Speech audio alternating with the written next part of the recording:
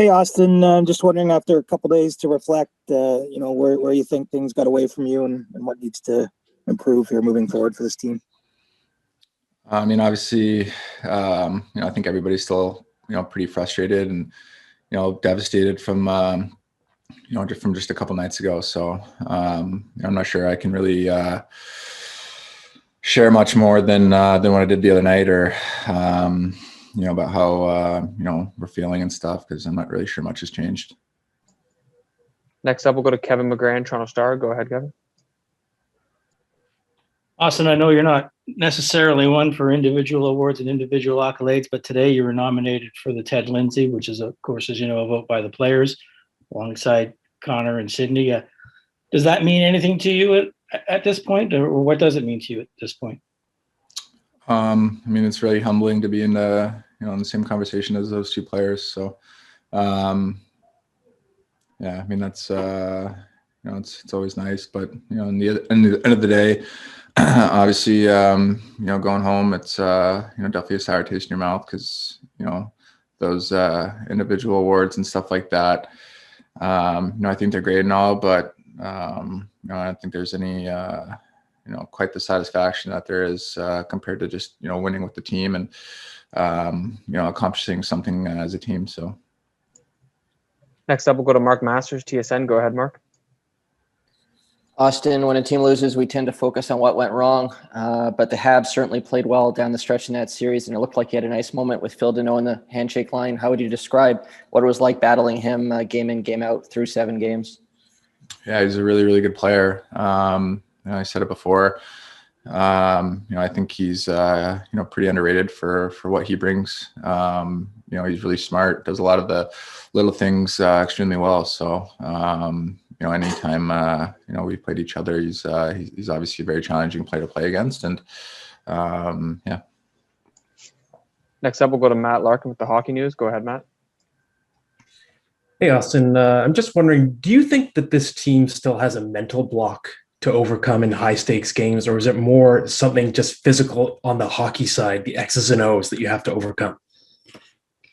I think it's more, I'd say probably the mental side. I think it's just, realizing, when you got a team, in that position to obviously get the job done and close them out. So that's what great teams do. And obviously, we failed to execute in that department. Next up, we'll go to Jonas Siegel with The Athletic. Go ahead, Jonas. Yeah, Austin, how much of that do you think was bad luck in terms of the results, and how much do you think is something you and some of the guys will have to change in future playoffs? I mean, I think you gotta have luck to obviously, go a long way. I think anybody that's ever one said that, and I think you got to have a lot of things that obviously go your way. And I think on our end there's really no excuses. You got to make your own luck. And obviously, we lost guys. We had guys step in the series. Key players that went down, and I think that's just all part of the game. It's all part of playoffs. You got to kind of expect the unexpected. You never know what's going to happen. You never know who's going to come in for who, or who's going to get injured and stuff like that. So, I think you really make your own luck. But, like I said, we failed to execute in a number of different departments. Next up, we'll go to Michael Tracos of Post Media. Go ahead, Michael. Hey, Austin, I'm just wondering what you make of the suggestion that some people are saying that the big four on offense might need to be split up, namely even Mitch in a trade just for better balance based on what happened again this year. I don't make much of that, to be honest. Mitch is an unbelievable player. He's an unbelievable teammate.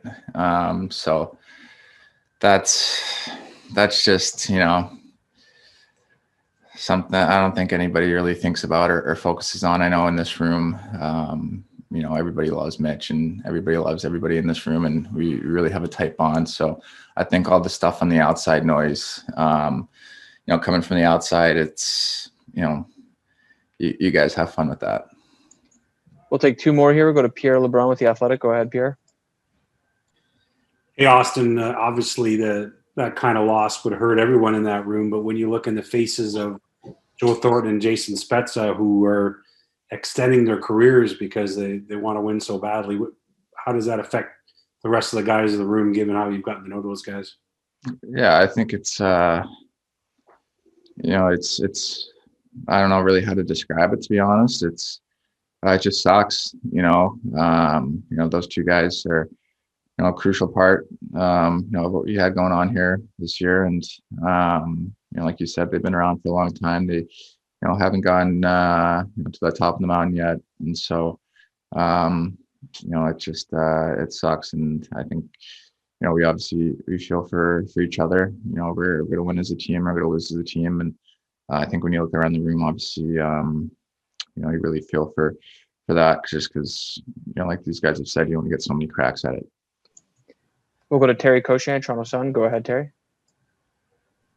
Hi, Austin. Thanks for your time today. You just kind of alluded to it. Win as a team, lose as a team, but you're seen as the face of the franchise here. How much do you take upon these losses on your own shoulders? Yeah, I hold myself to a high standard. So, I try to compete every night and do obviously what I can. And,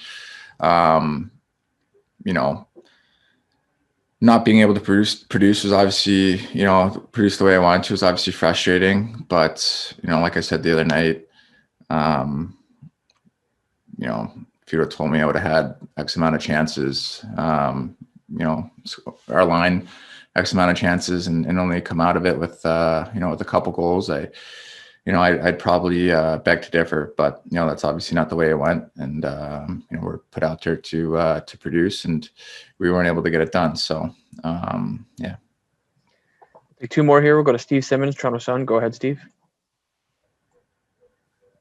Austin, a list came across yesterday that indicated that the 17 highest paid non-goaltenders in the NHL are all out of the playoffs now. Some didn't make it. Some were eliminated first round.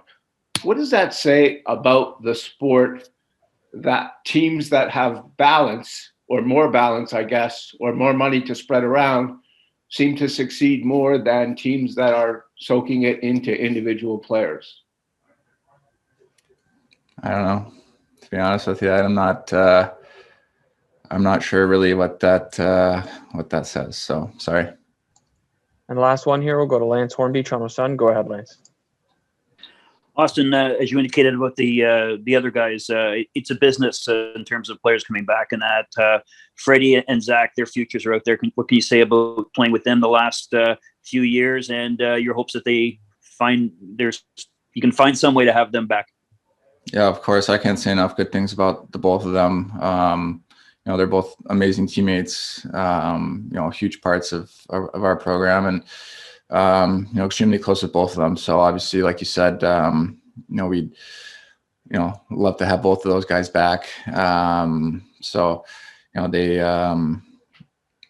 they're just huge parts of this team, and, everybody really loves both of them. And, it's been a pleasure to obviously to play with these guys, ever since I came in, and all of us kind of coming in at similar times and being to grow with each other, and just become closer and closer. Myself and Fred are extremely close. So it's been awesome playing with these guys, and I'd love to continue doing that.